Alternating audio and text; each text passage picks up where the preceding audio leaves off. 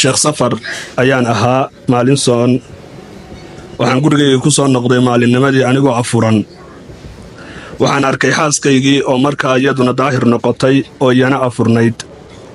jimaac ayaan samaynay maxaa nagu waajibay بسم الله الحمد لله والثناء لله والصلاة والسلام على رسول الله وعلى آله وصحبه ومن والاه ما بعد اللهم وفقنا لما تحب وترضى.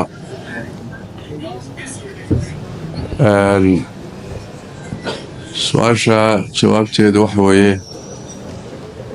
وحبا إذنكم واجبيا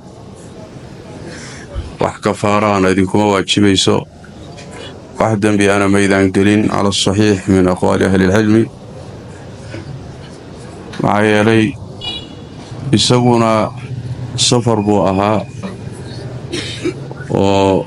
afurka uu afuran yahay shareecada u bannaysay iyaduna caaday qabtay gelinkii hore ama xilligaa ka hor oo shareecada u bannaysay inay afurto labaduba way afurnaayeen oo waxay u afurnaayeen afur ay shareecadu u ogolaatay oo bannaan sidii cuntadaba loogu ogol yahay ayay galmaduna la mid tahay cala saxiix sidaas daraaddeed wax kafaara ah kuma waajibayso madaahibta fiqiga qaar baa sidaa qabaa waana sida xooga badan qaarna waxay qabaan sida shaaficiyada iyo xanaabilada iyo qaarna waxa waajibiyeen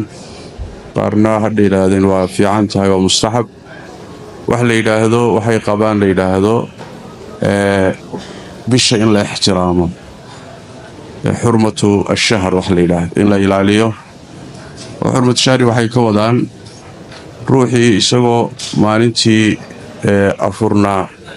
oo shareecadu afurisay haddii uu gelinka dambe uu gaadho oo safar buu ahaa safarkii baa ka dhammaaday caadii qabtay caadadii baa ka go'day ruuxu wuu xanuunsanaa xanuun buu afuray isla maalinta dhexdeedii buu markaa caafimaaday muddada u laaban iyagoo bisha ixtiraamaya inayna waxba cuninay soomanaadaan sidaasi bay culimada baarkood qabaan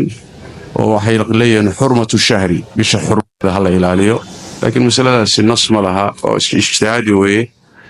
waxaa sida aan mar labaad ku celinayaa